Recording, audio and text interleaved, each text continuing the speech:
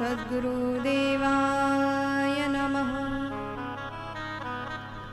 गुरुर्ब्रह्मा गुरुर्विष्णु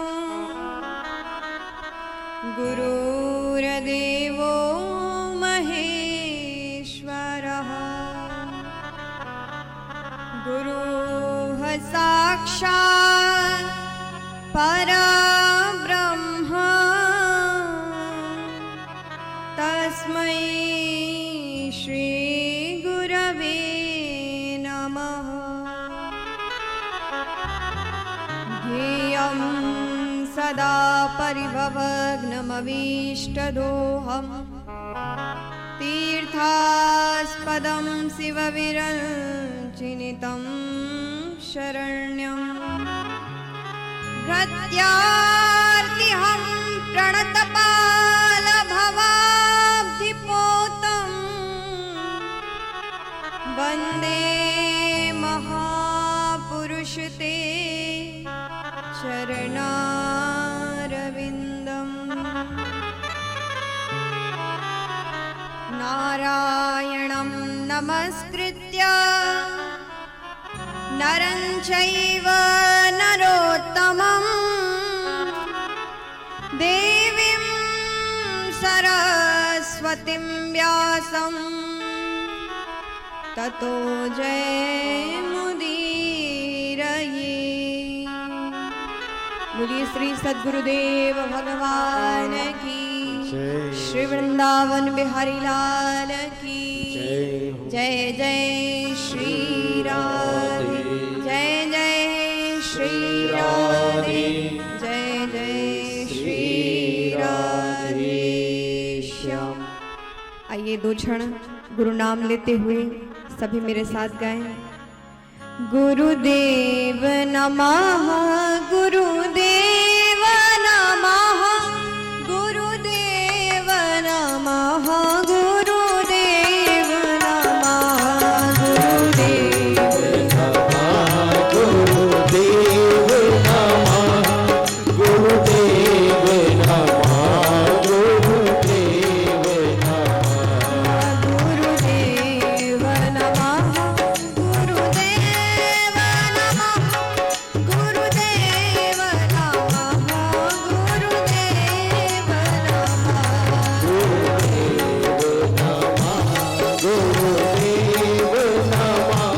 गुरुदेव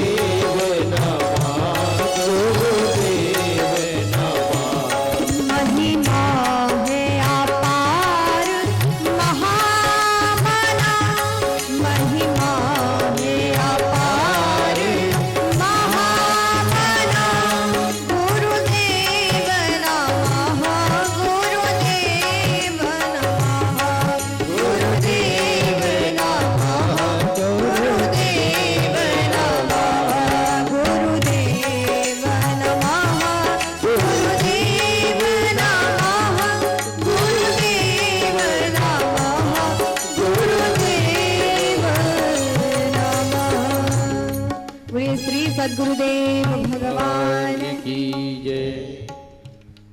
परम पूज्य श्री सद्गुरुदेव भगवान के पावन चरणों में प्रणिपात प्रणाम करते हुए आप सभी के हृदय में विराजमान परमात्मा के चरणों में मेरा कोटि कोटि प्रणाम स्वीकार करें। हम सभी का परम दिव्य सौभाग्य है कि हम सभी माँ यमुना के पुलिन के तट के किनारे इस दिव्य कालीदह क्षेत्र में, उस पर भी अपने गुरु के आश्रम में, गुरु दरबार में ऐसे परम दिव्य महोत्सव, त्रिदिवसीय गुरु पूर्णिमा महोत्सव पर अपने पूज्य गुरुदेव की सन्निधि, उपस्थिति, सामीप्य अनुभव कर रहे हैं। ये हमारे जीवन का परम सौभाग्य है।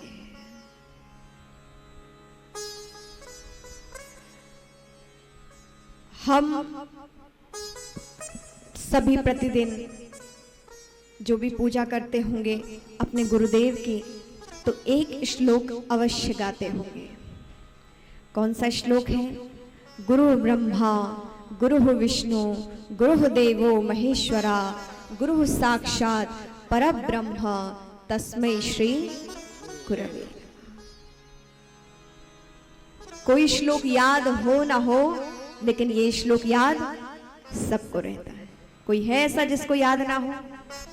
ना हो तो मुझे बताइएगा, मैं लिख कर दूंगी और आपको याद कराऊंगी और गवाऊंगी भी।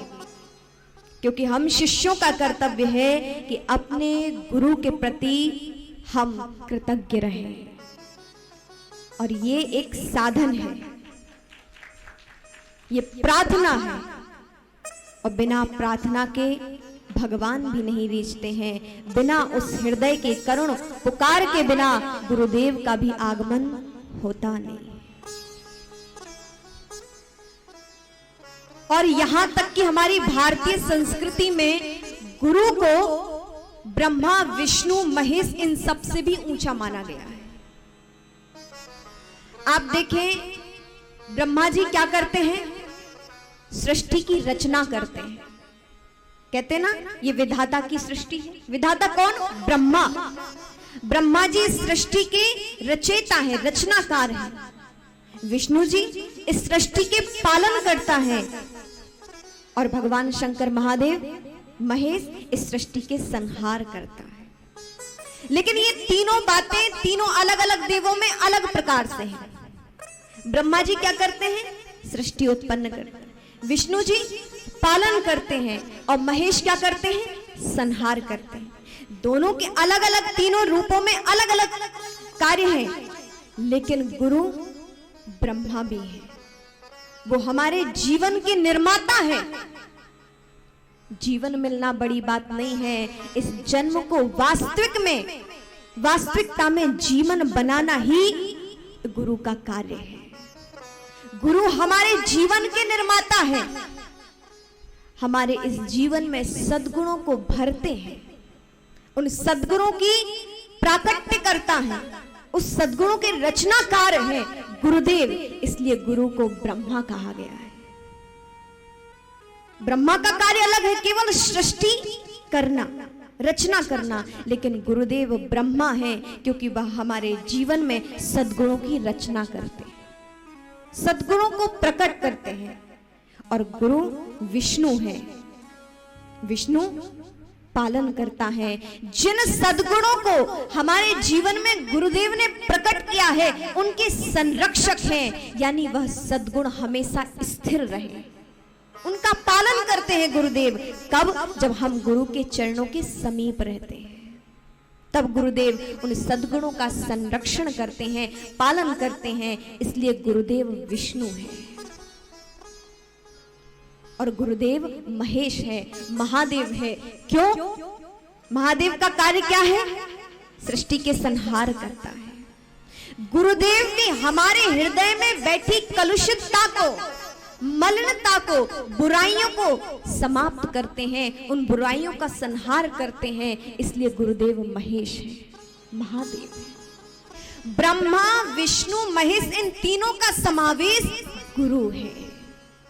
सबके कार्य अलग हैं, अलग रूप हैं, लेकिन तीनों का जब एक रूप हुआ है तो वह है गुरुदेव भगवान का अवतार। इसलिए उन ब्रह्मा और विष्णु और महेश से भी बड़े हैं गुरुदेव भगवान।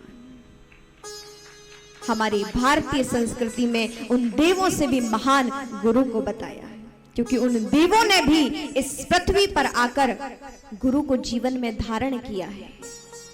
भगवान कृष्ण सांदीपनि ऋषि आश्रम में पहुंचे हैं, उज्जैनी में। वहां गुरु के चरणों में बैठकर उन्होंने ज्ञान प्राप्त किया।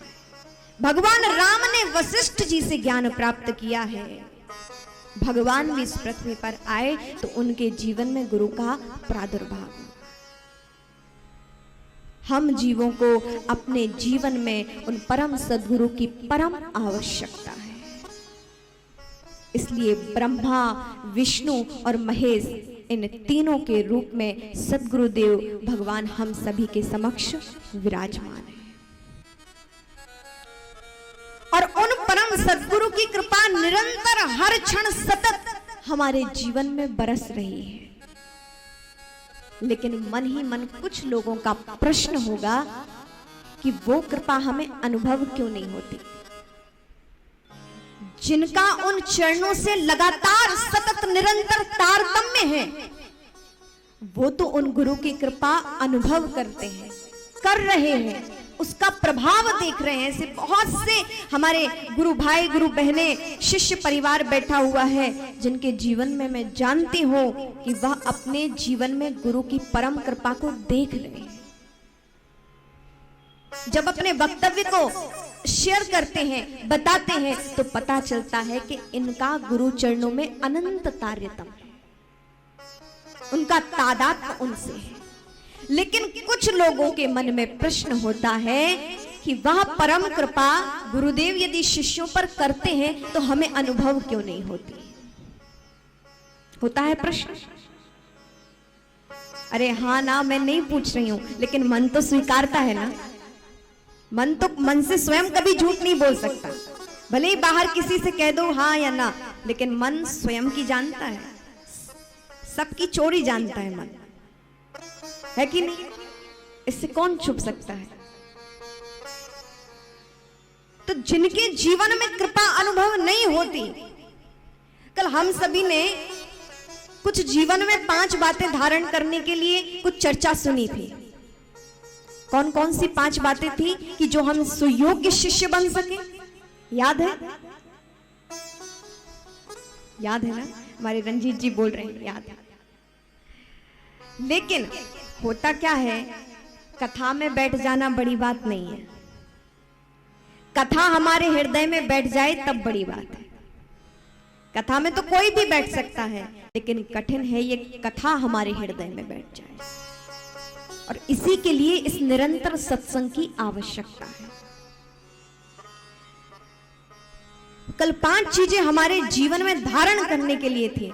पहले कौन सी? श्रद्धा, दूसरा विश्वास, तीसरा अनुशासन, चौथा मौन, और 5वां समर्पण। ये 5 चीजें जिन शिष्य के भीतर होती हैं वो सद्गुरु के परम सद शिष्य बनते हैं। ये जीवन में धारण करने वालों के। तो कल ये 5 चीजें हमें जीवन में धारण करने के लिए कहा गया था। अब जो जीवन में धारण करेंगे वो सद शिष्य बन पाएंगे। और कौन है जो नहीं चाहता कि हम अपने गुरु के योग्य बने? कौन नहीं चाहता कि हम उन परमात्मा की नजरों में श्रेष्ठ बने, अपने गुरु के चरणों के काबिल बन सके, गुरु का गौरव बन सके? लेकिन आज मैं कहूंगी, आज 5 चीजें कल धारण करने के लिए कहा था, लेकिन जीवन का अनुभव संतों से जो सुना है, जो गुरु से ज्ञान प्राप्त किया है, मैं गुरु के समक्ष क्या कह सकती हूँ? यहाँ हमारे सद्गुरुदेव भगवान विराजमान हैं, लेकिन ये मेरा सौभाग्य है कि सद्गुरु के समक्ष कुछ कहकर, कुछ टूटे फूटे शब्दों को निकालकर मैं अपनी वाणी धन्य कर रही हूँ कि गुरुदेव के समक्ष मेरी कही हुई वाणी टूटी फूटी वह शुद्ध हो, गुरु की कृपा से वह दिव्य हो सके। उस दिव्यता के लिए हम सब यहाँ बैठे हैं, श्रवण के लिए, कुछ कहने के लिए, कुछ सुनने के लिए। कल 5 चीजें धारण करनी थी, लेकिन आज 2 चीजें छोड़ना है, तब हम सदशिष्य बन सकते हैं। कौन सी 2 चीजें हैं? पहला है अहंकार और दूसरा है ईर्ष्या। कौन कौन सी हैं 2 चीजें? पहला अहंकार, थोड़ा बोल तो दे, आवाज आनी चाहिए। अहंकार, और दूसरा ईर्ष्या। अभिषेक के बाद जब यहाँ बैठकर चर्चा होती है ना, तो गुरुदेव के कक्ष तक आवाज जाती है, लेकिन अभी बैठे हैं सत्संग में कुछ बात कह रहे हैं तो मौन बैठे हैं आप लोग, है ना? 2 चीजें कौन सी? एक अहंकार और दूसरा, अंजलि जी की आवाज तेज आ रही है, दूसरा ईर्ष्या। ये 2 चीजें हमारे जीवन से, ये कुरीतियां, कुवृत्तियां समाप्त हो जाए तो हम सदशिष्य के रास्ते पर हैं। अहंकार कैसा? क्या रे? बहुत से लोगों के मन में एक अहंकार होता है, भले ही किसी के मन में छोटे रूप में, किसी के मन में अधिक रूप में, बड़े रूप में। लेकिन जिनके मन में ये अहंकार नहीं है वो सदशिष्य है। कैसा अहंकार? अरे हम गुरुदेव के शिष्य ना होते तो गुरुदेव का गौरव कहां होता? अरे हम ये कार्य नहीं करते तो गुरुदेव के आश्रम में ये वस्तु कैसे होती? अरे हम गुरुदेव के शिष्य नहीं होते, हमने गुरुदेव की कथा कराई तब से गुरुदेव की बहुत प्रसिद्धि हुई है। हा? वो शिष्य हो ही नहीं सकता। अरे जब से हमने गुरुदेव को अपने घर बुलाया तब से देखिए सब लोग बुलाते हैं। अरे जब से हमने गुरुदेव की कथा कराई तब से देखिए गुरुदेव की बहुत प्रसिद्धि है, सब जानते, नहीं तो कौन जानता था? हा?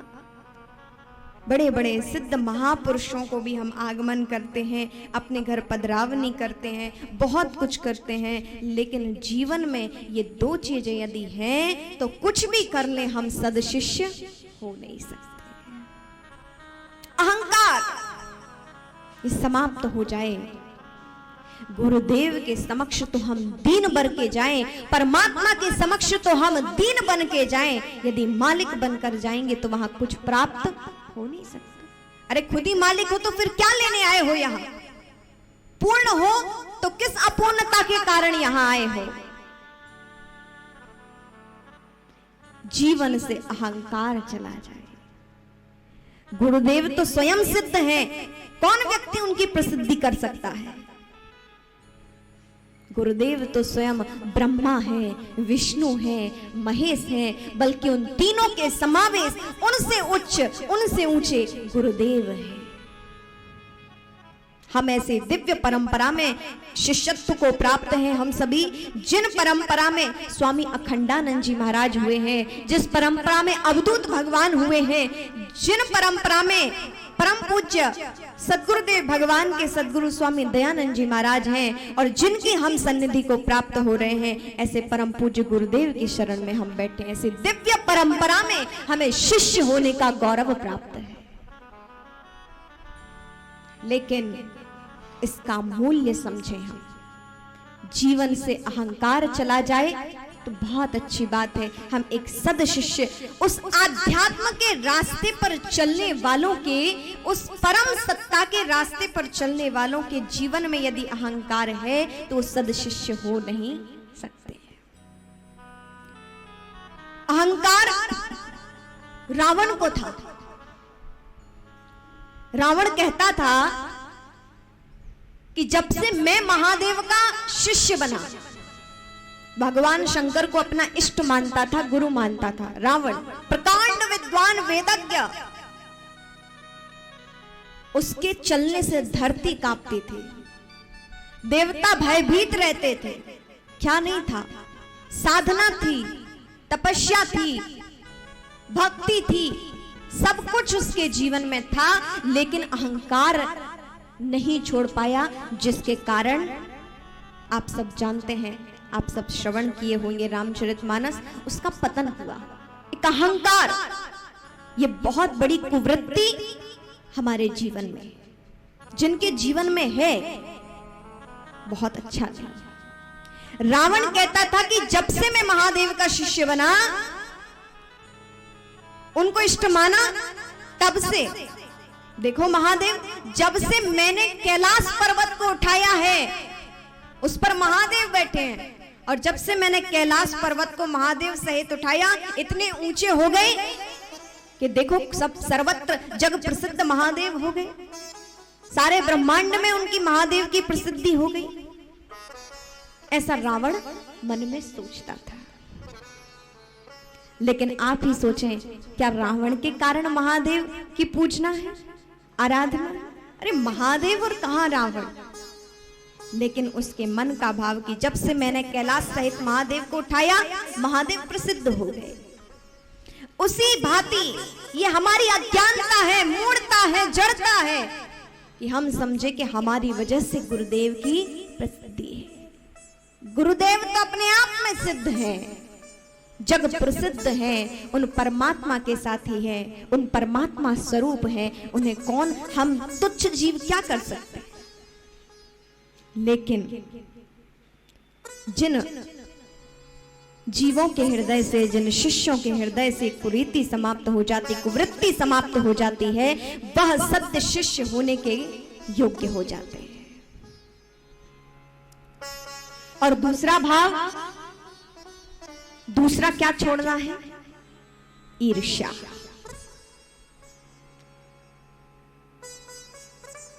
आप देखें, आज हम गुरुदेव के समक्ष तो पहुंचते हैं, लेकिन एक बात हमेशा याद रखें, शिष्य होना और जीवन में शिष्यत्व आ जाना, इन दोनों में अंतर है।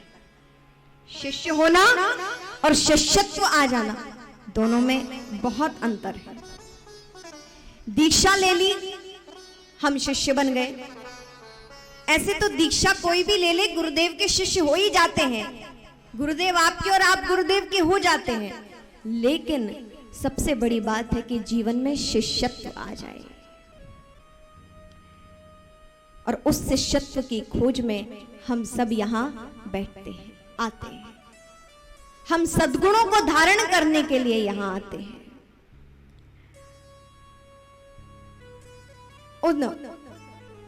आप देखें, बड़े बड़े राजा, महर्षि, ऋषि के आश्रमों में जाते थे, अपनी पत्नियों सहित, उन राजकुमारों के सहित गुरु आश्रम, ऋषि आश्रम पहुंचते थे, और वहां जाकर सेवा भाव उनके हृदय में था। जाकर गुरु आश्रमों में कोई झाड़ू लगाते थे।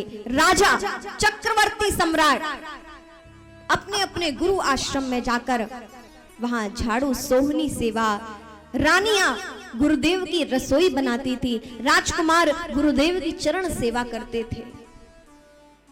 आज कोई चक्रवर्ती सम्राट हो सकता है? नहीं।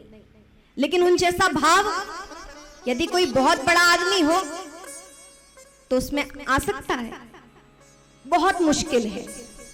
जो उन परम तत्व से जुड़ा हो, स्वयं गुरुदेव कृपा कर दें तो वह है कि उसमें अहंकार ना आए। लेकिन बड़े बड़े चक्रवर्ती सम्राट भी अपनी रानियों, पुत्रों सहित गुरु आश्रम में जाकर सेवा करते थे।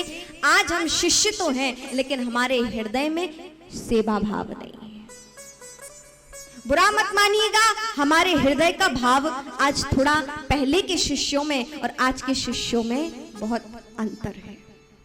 जो सेवा करते हैं वो वंदनीय है, और आश्रम में ऐसे बहुत से शिष्य परिवार हैं जिन्हें देखते हैं कि यहाँ पर कोई अहंकार नहीं, बहुत कुछ करते हैं, आश्रम में बहुत सेवा करते हैं, लेकिन कहीं नाम नहीं चाहते हैं। बहुत अच्छी बात है, यही चीज हमारे जीवन में उतरनी चाहिए, सेवा भाव। क्या है कि हम शिष्य बन जाते हैं, लेकिन फिर वो उनके सद्गुण, एक शिष्य के सद्गुण नहीं आ पाते हैं, तो उस कृपा को हम अनुभव नहीं कर पाते। एक गुरुदेव थे और उनका चेला हमेशा गुरुदेव के चरणों में बैठा रहता, हर बार गुरुदेव के चरणों में बैठा रहता, जब देखो जब। तो गुरुदेव ने कहा, ये मेरा सबसे प्रिय शिष्य है, देखो मेरे चरणों में ही बैठा रहता है। लेकिन गुरुदेव ने कहा, बहुत दिन हो गए, चलो आज इससे सेवा के लिए कहा जाए। तो गुरुदेव ने कहा कि जाओ बेटा, जरा जल भर के लाओ, मैं स्नान करूंगा। और पूर्व में तो कुटियाएं होती थी, थोड़ी दूर कुएं पे जाकर, नल के पास जाकर पानी भर के लाना पड़ता। तो शिष्य से कहा, जाओ बेटा जरा जल भर के लाओ, मैं स्नान करूंगा। अब बैठा है, अच्छा महाराज पानी लाना है, ठीक है। तो गुरुदेव नल का लाएं कि कुआं का लाएं? गुरुदेव उत्तर नहीं दे पाए, वो फिर भी बैठा रहा। अरे तुम अभी तक बैठे हो? अरे गुरुदेव मैं पूछ रहा था कि कुआं का लाएं कि नल का लाएं, आपने बताया नहीं। अरे भाई तू कहीं से भी ला, मुझे तो स्नान करने योग्य हो वैसा जल ले आ। फिर भी बैठा रहा। गुरुदेव ने कहा, भैया अभी तक बैठे हो, जाओ जल लेकर आओ, स्नान करना है। गुरुदेव मैं पूछ रहा था कि कलश में लाएं कि घड़े में लाएं कि बाल्टी में लाएं? गुरुदेव ने कहा एक काम करो, आप कहीं मत जाओ, आप यहीं बैठो, मैं अभी स्नान करके आता हूं। जितनी देर तू मुझसे ये चर्चा कर चुका है, इतनी देर में तो मैं जाके स्नान भी कर रहा था। ना मना कर रहा है और ना जा रहा है।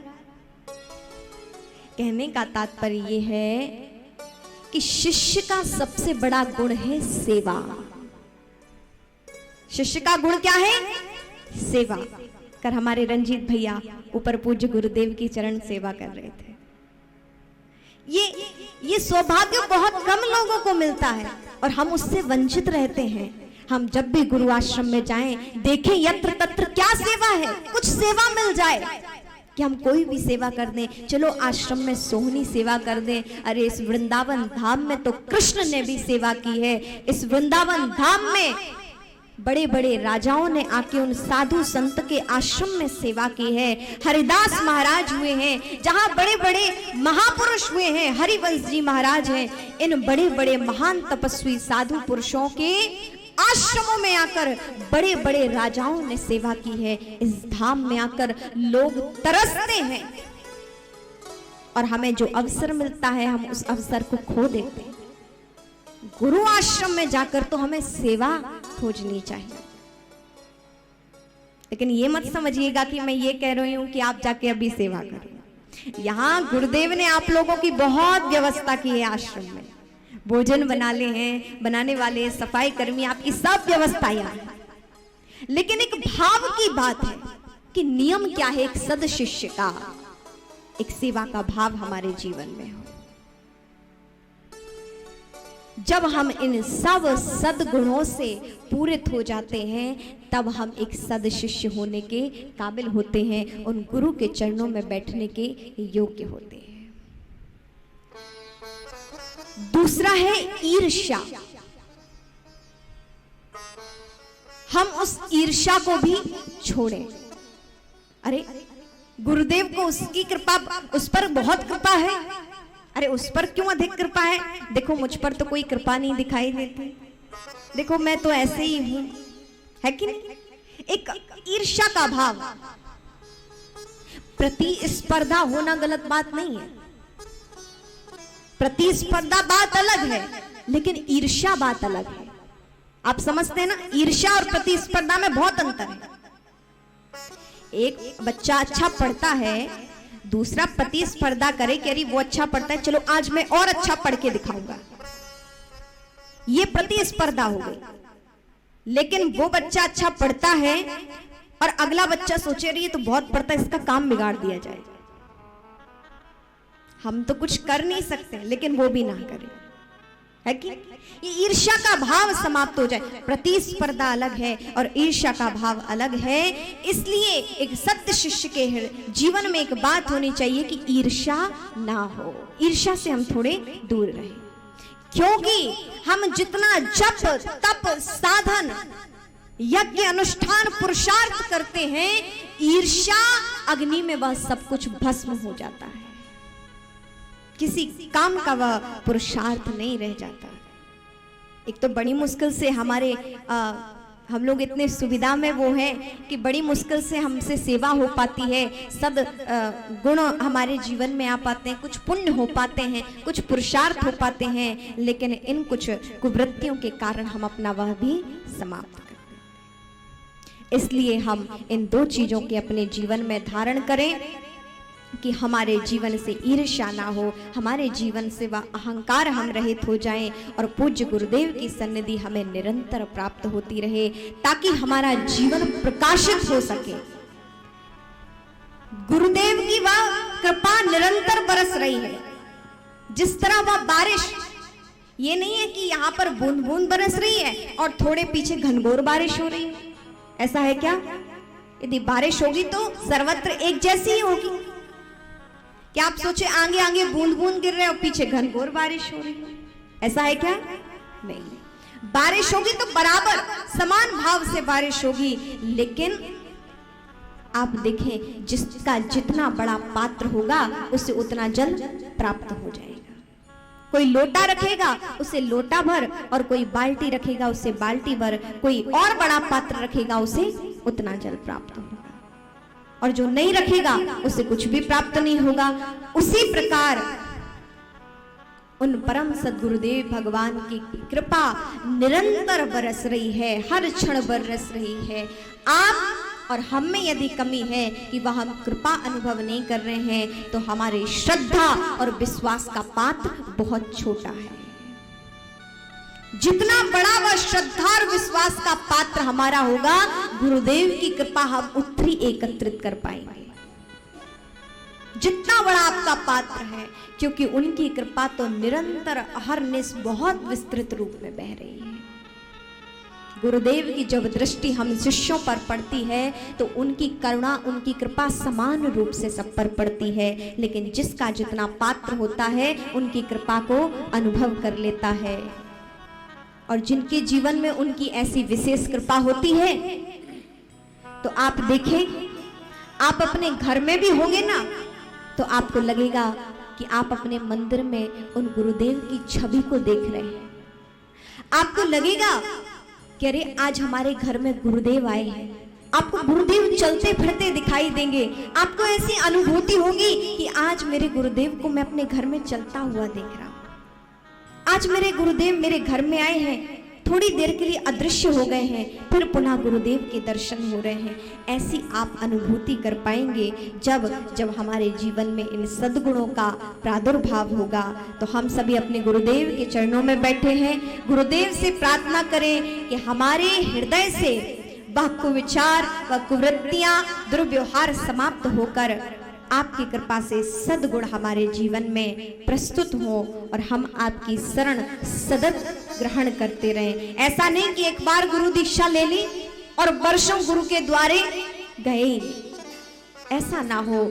उनकी कृपा तब है जब हम निरंतर उनका सामीप्य अनुभव करेंगे। बहुत सुंदर हम सभी को ये सौभाग्य मिला है कि हम अपने पूज्य गुरुदेव के चरणों में बैठे हैं। बहुत सुंदर आप लोग प्रातः अभिषेक करते हैं और आपको आश्चर्य होगा कि जिस मिट्टी से हम अभिषेक कर रहे हैं वो मिट्टी कितनी पावन है, क्योंकि वह मिट्टी मां अहिल्या की पावन भूमि से, भगवान शिव की परम कृपा पात्र माता अहिल्या, परम शिव भक्ता माता अहिल्या की भूमि, वह मालवा से, इंदौर से हमारे सदन जी लेकर आए हैं और उस दिव्य मिट्टी से हम अभिषेक कर रहे हैं। और हमारे श्याम जी का भाव ऐसा था कि ऐसा ना हो कि सब एक ही अभिषेक करें, एक ही महादेव के, सब अलग अलग अपने अभिषेक कर सकें। और ऐसी व्यवस्था पूज्य गुरुदेव ने बनाई कि हम सब बहुत सुंदर भाव से उन कैलाश से भगवान भोले बाबा को बुलाते हैं, बिठाते हैं और अपने हाथों से उनकी पूजा करते हैं और पुनः विदा करते हैं। तो बहुत सुंदर आश्रम का यह अभिषेक, आप सब बहुत सुंदर तरीके से भाग लिए और गुरुदेव की सन्निधि अनुभव किए। बहुत हम सभी सौभाग्यशाली हैं, ऐसे करुणामय तपस्वी सिद्ध महापुरुष सद्गुरुदेव भगवान की सन्निधि अनुभव करते हैं। निरंतर हम अपने जीवन में सद्गुरु की कृपा प्राप्त करते रहें, ऐसे हम इस ब्रज वृंदावन धाम में निवेदन करें। और कल मैं आपको निवेदन करूं कि कल प्रातः काल ही बहुत से लोगों का ऐसा विचार था कि दीक्षा लेनी, उनका निवेदन था। तो कल प्रातः काल 7 बजे तक दीक्षा का कार्यक्रम रहेगा। तो आप सभी 7 बजे तक जिनको भी दीक्षा लेनी है हमारे आश्रम के विष्णु पंडित जी से मिल लेंगे, सूचना उन्हें दे देंगे, अपना नाम लिखा देंगे और आज ही नाम लिखा देंगे। और कल 7 बजे तक यानी 6:30 से 7 के बीच 7:15 तक आप लोग दीक्षा लेंगे और पुनः नीचे आकर कल हवन यज्ञ होगा। तो आप सभी उस यज्ञ में भी सम्मिलित होंगे, अपने गुरु मंत्र से पूर्णाहुति देंगे यज्ञ में। ऐसा दिव्य कल का आयोजन है। और फिर कल हम सभी ठीक 9 बजे यहाँ पर कथा प्रारंभ होगी, गुरुदेव भगवान का आशीर्वाद प्राप्त होगा। तो आप सभी भी 9 बजे से 10 बजे तक पूजन चलेगा, जिसका लाइव प्रसारण दिशा चैनल के माध्यम से होगा। और कल का कार्यक्रम 9 बजे से दोपहर 12 बजे तक दिशा चैनल पर लाइव होगा। तो थोड़ा समय का आप लोग ध्यान रखें, शीघ्रता से सभी समयबद्ध अपने कार्यक्रम को प्रेरित रहेंगे। तो कल 7 बजे तक दीक्षा, फिर हवन होगा 8:30 बजे तक, और आप लोग नाश्ता लेकर पुनः गुरुदेव भगवान की सन्निधि को प्राप्त करेंगे। पूज्य सद्गुरुदेव भगवान के पावन चरण कमलों में प्रणाम करते हुए पूज्य गुरुदेव के चरणों में प्रार्थना है कि हम सभी के जीवन में आपकी कृपा बनी रहे, ऐसा मार्गदर्शन, शुभ मार्गदर्शन आप करें।